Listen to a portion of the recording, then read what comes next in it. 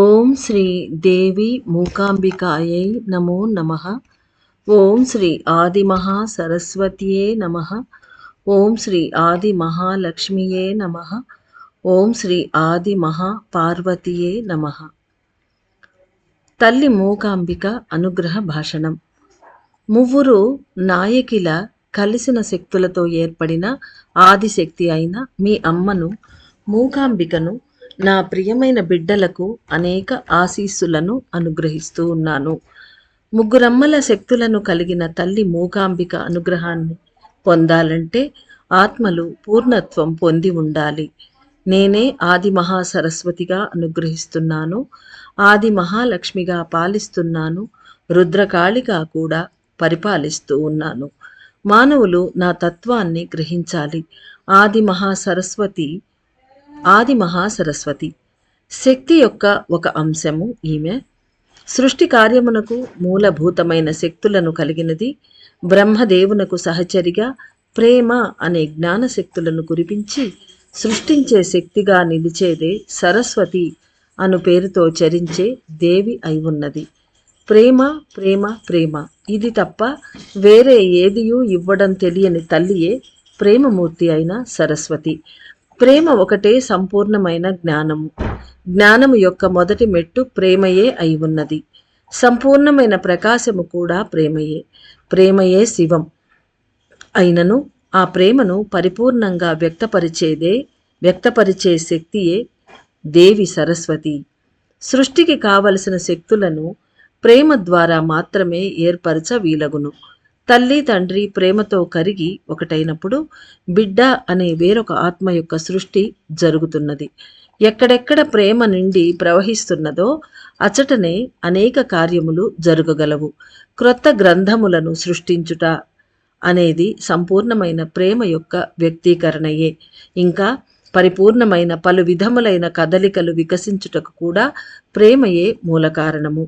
ప్రేమతో రూపొందే ఆలయములు కూడా ఆది మహా సరస్వతి యొక్క సృష్టియే. అనగా ఇక్కడ ప్రేమతో రూపొందే ఆలయం అంటే అన్బాలయం గురించి అమ్మ చెప్తోంది. ప్రేమతో రూపొందే ఆలయం కూడా ఆది మహా సరస్వతి యొక్క సృష్టియే. సృష్టికర్త బ్రహ్మదేవుడే అయితే ఆ సృష్టికి కావలసిన శక్తులకై విరామం లేకుండా విశ్రాంతి లేకుండా తల్లి ప్రేమ అనే శక్తులను సృష్టిస్తూనే ఉంటుంది అమ్మ సరస్వతి. ప్రేమకు గుర్తు ఆదిశివుడే, ప్రేమకు రూపం, ప్రేమ యొక్క అంశము ఆదిశివుడే అయితే కలైవాణి వాగ్దేవి ఆది మహాసరస్వతియే ప్రేమ మూలమైన శక్తి యొక్క మొదటి కదలిక అయి ఉన్నది. సృష్టికర్త బ్రహ్మకు ధీటైన శుద్ధ శక్తులను సృష్టించే శక్తిగా నేనే నిలుస్తాను అనగా బ్రహ్మదేవుడికి కావలసిన ఆ ఆది మహాసరస్వతి యొక్క శుద్ధ సత్వశక్తులను తల్లి మూకాంబిక తానే సృష్టించే శక్తిగా నిలుస్తాను అని చెబుతూ ఉన్నది. ఆది మహాలక్ష్మి మూకాంబిక అయిన నేనే ఆది మహాశక్తిగాను సహజముగానే వ్యవహరిస్తూ ఉంటాను. లక్ష్మీదేవి యొక్క కదలిక అనేది కరుణకు సంబంధించినది. అంటే మూకాంబిక ఆమె మూలం ఆదిశక్తియే. ఆమెలోనే ముగ్గురు పార్వతి లక్ష్మి సరస్వతి ముగ్గురు ఉన్నారు అని ఇక్కడ అమ్మ తెలియజెప్తోంది.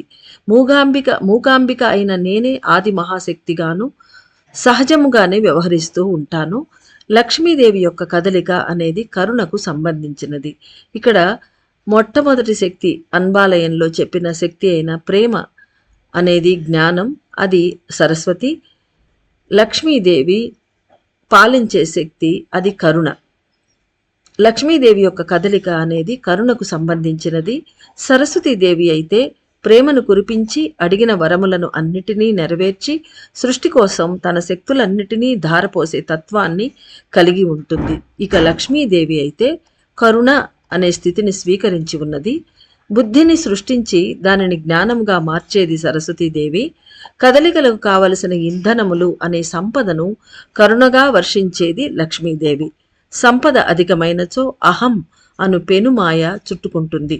కాబట్టి మానవుల కర్మానుసారము ఎవరికి ఎంత సంపద ఇవ్వాలి అనేది కరుణ అనే ఒకానొక మార్గము. అంటే కరుణ మార్గం ద్వారానే కర్మలను బట్టి కర్మలకు అనుగుణంగా ఎవరికి ఎంత సంపద ఇవ్వాలి అనేది లక్ష్మీదేవి నిర్ణయిస్తుంది. ఆమె మార్గము కరుణా మార్గము. లక్ష్మీదేవి అన్ని ఆత్మలకు కాంతి శక్తిని అపారంగా ప్రసాదిస్తుంది. సంపద అయితే, వనరులను సంపదలను అయితే ఏ మనిషికి ఎంత ఇవ్వాలి అనేది వారి వారి కర్మానుసారం కొలిచి ఖచ్చితంగా కరుణ మార్గంలో ఇస్తుంది. అంటే కరుణ అని ఎందుకు అంటున్నారంటే, కరుణ ఉంది కాబట్టే.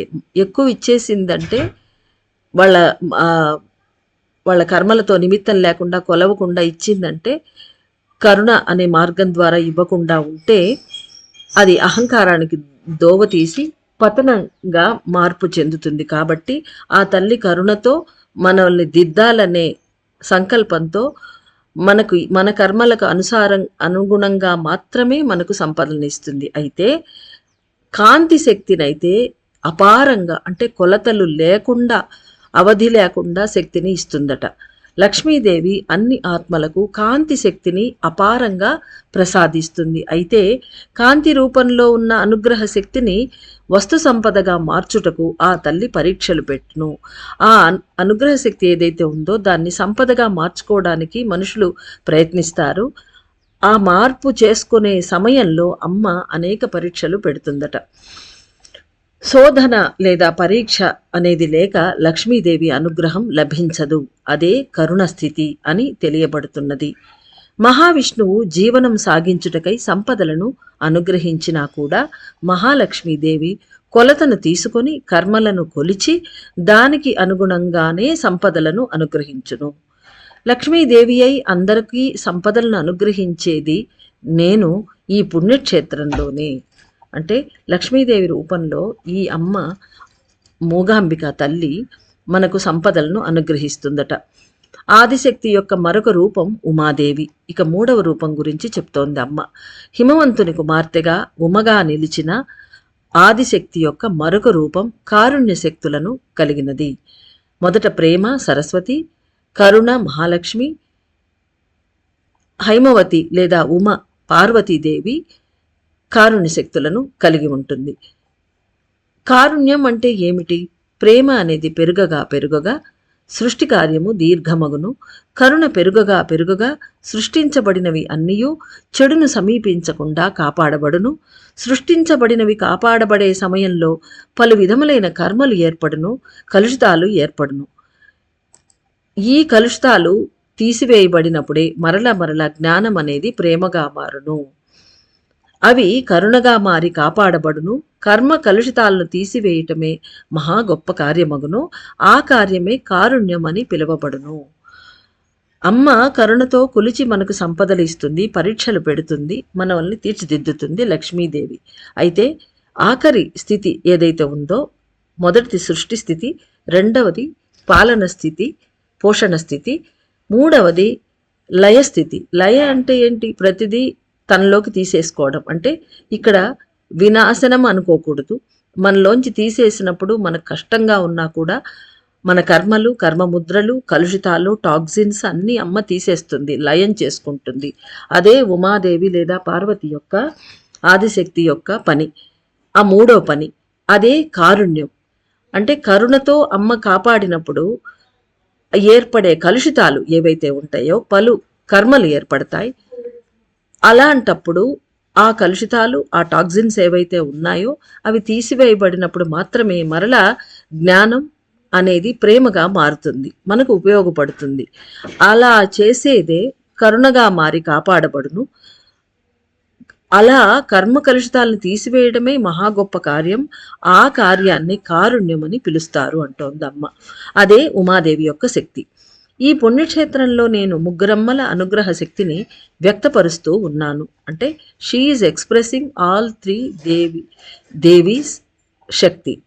ప్రేమ అనే జ్ఞానశక్తులను పొందాలి అనుకునేవారు సూర్యోదయం తర్వాత 20 గడియల కాలం, అనగా 20x24 గడియల కాలం వరకు నన్ను ఆది మహాసరస్వతి రూపంలో ఇచట కొలుచుకుంటారు. అంటే ఈ పుణ్యక్షేత్రం మూగాంబికా క్షేత్రంలో ఆది మహాసరస్వతి రూపంలో సూర్యోదయం తర్వాత 20 గడియల కాలం పాటు అమ్మను మహాసరస్వతి రూపంలో కొలుస్తారట. వారు పొందిన బుద్ధిని, జ్ఞానాన్ని పెంచి అనుగ్రహాన్ని సంపదగా మార్చి భూమిపై జీవనం వికసించుటకు, కరుణ విస్తరించుటకు అందరూ నన్ను ఆ తర్వాతి 20 ఘడియల కాలం మహాలక్ష్మి రూపంలో కొలుస్తారు. అనగా మధ్యాహ్న సమయంలో ఆది మహాసరస్వతి డ్యూటీ అయిపోయాక మహాలక్ష్మీదేవి వస్తుంది. అందుకని అమ్మ సరస్వతి ద్వారా పొందిన బుద్ధిని, జ్ఞానాన్ని దాన్ని పెంచి అనుగ్రహాన్ని సంపదగా మార్చి భూమిపై జీవించుటకు సులభతరం చేయటాని కోసం, కరుణ విస్తరించటం కోసం అందరూ మూకాంబికాదేవిని తర్వాత 20 ఘడియల కాలం అనగా సరస్వతీదేవి యొక్క మొదటి 20 ఘడియల కాలం పూర్తి కాగానే రెండవ భాగమైన మధ్యాహ్న సమయం 20 ఘడియల కాలం మహాలక్ష్మి రూపంలో ఈ మూకాంబికా క్షేత్రంలో అమ్మను కొలుస్తారట. ఆఖరు 20 ఘడియల కాలం కారుణ్య శక్తులు కురిపించి కర్మలను తీసివేసే ఉమ రూపంలో నన్ను కొలుస్తారు. కారుణ్య శక్తులు కురిపించుటయే అత్యంత ముఖ్యమైన కార్యము. కర్మముద్రలతో తిరిగే ఈ కలియుగ ఎల్లలో కారుణ్య శక్తిని పొందినప్పుడు మాత్రమే కలుషితాలు పూర్తిగా తీసివేయబడి శూన్యము పెరిగి ఉత్తమ కార్యములు నెరవేరగలవు. అనగా మనం ఏదైనా మంచి కార్యాలు చెయ్యాలంటే మొదట మనం శుభ్రపడాలి అంటే మన కర్మలు కలుషితాలు పూర్తిగా పోవాలి. ఆ పని అమ్మ ఉమ రూపంలో మూకాంబికా తల్లి చేస్తోంది. అప్పుడు శూన్యము కూడా పెరిగి ఆ శూన్యంలో కాంతి నిండి ఉత్తమ కార్యాలు మనము చేయగలం. అది అమ్మ చెప్తోంది. ఎలా ఈ పుణ్యక్షేత్రంలో ముగ్గురమ్మల శక్తులు ఉన్నవి అన్న ఆలోచన రావచ్చు. అంటే ఏదైనా ఒక చోట పార్వతో, మహాలక్ష్మో, మహాసరస్సు ఎవరో ఒకళ్ళు ఉంటారు, కానీ ముగ్గురమ్మలు ఎలా ఉంటారు అంటే ఈ స్థల పురాణం ఏమై ఉంటుంది అని మనకు ఆలోచన రావచ్చు. అదే చెప్తోందమ్మ. ఎలా ఈ పుణ్యక్షేత్రంలో ముగ్గురమ్మల శక్తులు ఉన్నవి అన్న ఆలోచన రావచ్చు. పైలోకాలకి భూలోకానికి గొప్ప సంబంధములు ఉన్నవి. దాని గురించి అమ్మ ఇక్కడ చెప్తోంది. పైలోకాలకి అంటే పైన ఉండే ఆకాశంలో ఉండే వేరే లోకాలు, అంటే భూమి ఎడ్జిని దాటిన తర్వాత ఉండే లోకాలకి భూలోకానికి గొప్ప సంబంధాలు ఉన్నవి.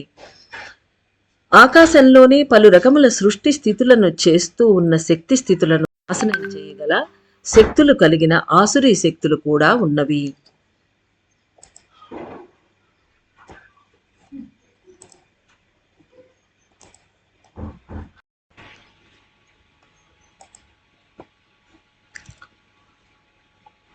పైలోకాలకి భూలోకానికి గొప్ప సంబంధములు ఉన్నవి.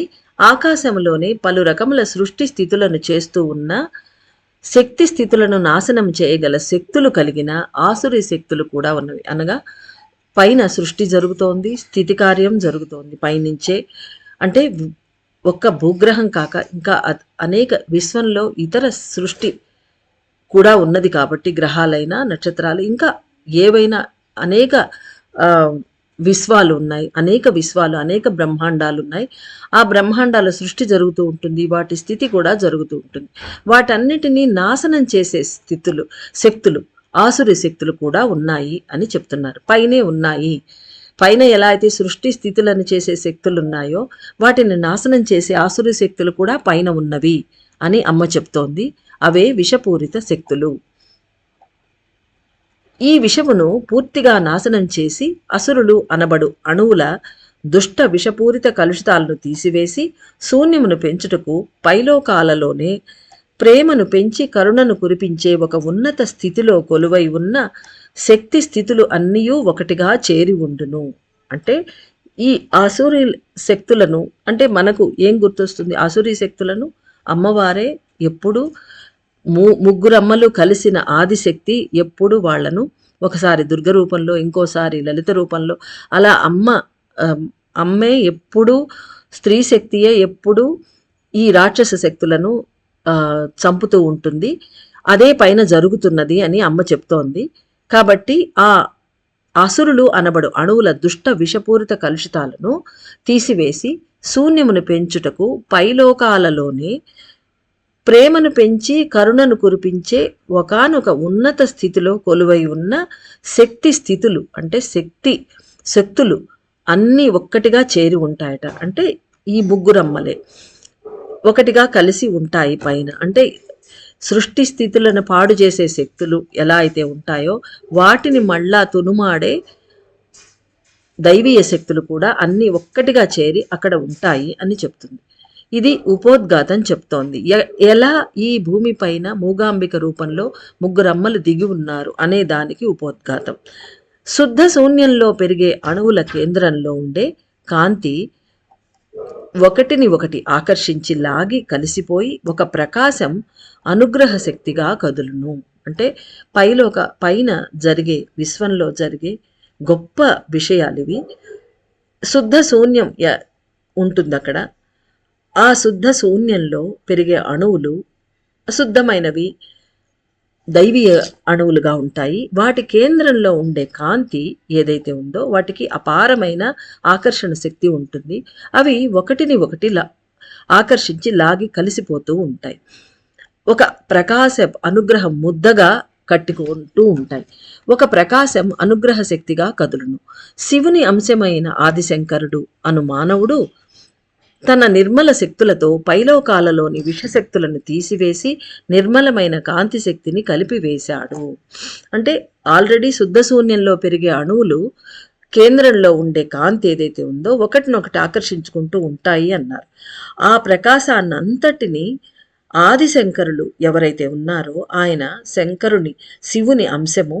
అతడు భూమిపై జన్మించి మానవ రూపంలో ఉన్నప్పుడు తన నిర్మలమైన శక్తులతోటి ఈ శక్తిని గమనించి ఈ శుద్ధ సత్వ శక్తులను గమనించి వాటన్నిటినీ ఒకటిగా కలిపాడట.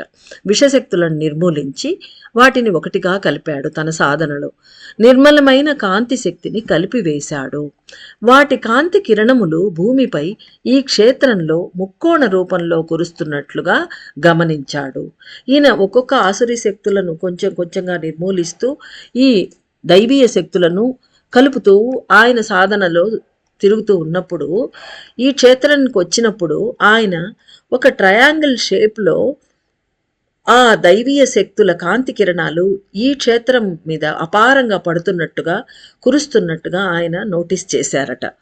చేసినప్పుడు ఆకాశంలో ఒకే సరళ రేఖ వలె ఏర్పడి ఉన్న కాంతి కిరణములను మునివర్యుడైన ఆదిశంకర ఋషి ఆ సరళ రేఖలోని 2 అంత్య బిందువులను తన ఆత్మ యొక్క కాంతి శక్తితో ఆకర్షించి వాటిని ఆ ప్రాంతంలో కలిపాడు. అంటే ఇక్కడ ఏం చెప్పారు? ట్రయాంగిల్ షేప్లో శక్తులు కురుస్తున్నాయి దైవీయ శక్తులు అనిందమ్మ. అంటే అది ఆదిశంకరులు గమనించారు అన్నారు. అంటే ట్రయాంగిల్ షేప్లో ఉన్నది అంటే పైన లోయర్ షేప్లో ఉండే ట్రయాంగిల్ అన్నమాట. అంటే దాని ఒకటి సరళ రేఖ, దాని కింద ఎడ్జ్ వచ్చి కిందకు చూస్తూ ఉంటుంది. అలాంటి ట్రయాంగిల్ అంటే అధోముఖ త్రిభుజం అంటారు దాన్ని. ఊర్ధ్వముఖ త్రిభుజం ఒకటి, అధోముఖ త్రిభుజం 2 రకాలుగా ఉంటాయి. అధోముఖ త్రిభుజంలో పైన సరళ రేఖ ఉంటుంది, 2 బిందువులు 2 ఎడ్జెస్లో ఉంటాయి, కింద ఎడ్జి భూమి అవుతుంది. అప్పుడు లోయర్ షేప్లో ఉండే ట్రయాంగిల్ మనకు ఏర్పడుతుంది. అంటే అధోముఖ ట్రయాంగిల్ త్రిభుజం ఏదైతే ఉందో అది ఏర్పడుతుంది. ఇది ఆయన గమనించారు. ఆకాశంలో ఒకే సరళ రేఖ వలె ఏర్పడి ఉన్న కాంతి కిరణములను మునివర్యుడైన ఆదిశంకర ఋషి ఆ సరళ రేఖలోని 2 అంత్య బిందువులు, అంటే ఒక సరళ రేఖ అడ్డంగా హారిజాంటల్గా ఒకటి ఏర్పడి ఉన్నప్పుడు దానికి 2 ఎడ్జెస్ ఉంటాయి, 2 అంతాలు, అంటే ఒకటి ఆది ఒకటి అంతం ఉంటుంది. ఆ 2 ఎడ్జెస్లో ఉండే డాట్స్ బిందువులను 2 బిందువులను కలిపితే ఒక సరళ రేఖ ఏర్పడుతుంది. కాబట్టి 2 బిందువులను తన ఆత్మ యొక్క కాంతి శక్తితో ఆకర్షించి వాటిని ఈ ప్రాంతంలో కలిపాడు. అంటే ట్రయాంగిల్ షేపులో శక్తులు కురుస్తున్నాయి, కానీ ఆ శక్తులను తన ఆత్మశక్తితో ఆకర్షించి ఈ పుణ్యక్షేత్రంలో ఆయన కలిపివేశాడు. ఫుల్లుగా పూర్తి ట్రయాంగిల్ షేప్లో అయిపోయింది. ఆ సమయం మొదలుకొని 3 దేవతల కదలికలు కలిసి నిలిచి ఉన్న ఆకాశంలోని శక్తులలోని గొప్ప ఆకర్షణ శక్తి ఈ భూమిపై ప్రసరిస్తూ ఉన్నది.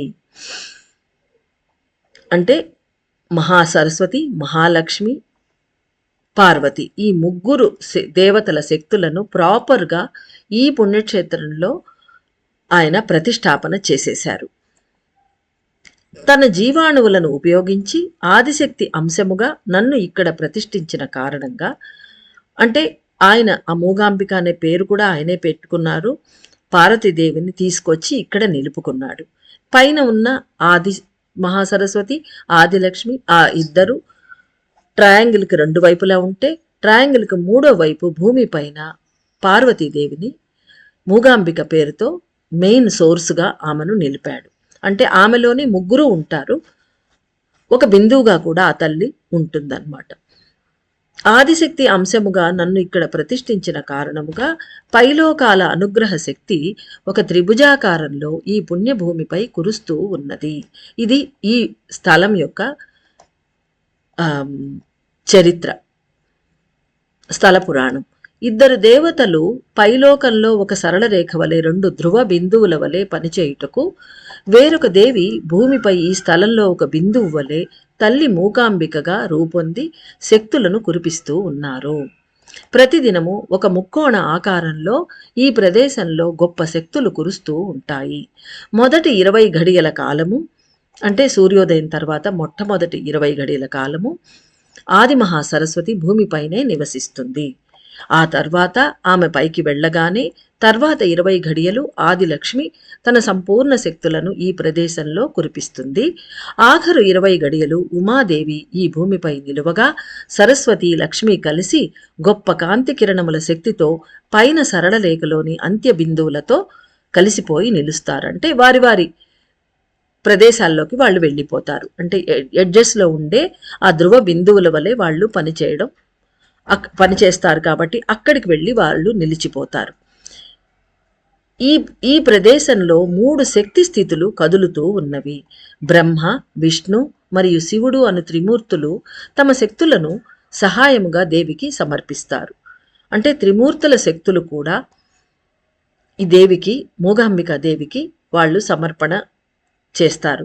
అన్ని అణువుల కాంతి తరంగాలుగా ప్రసరించే శక్తితో ఈ భూమి అంతటా ఆ శక్తి పరుచుకొనును.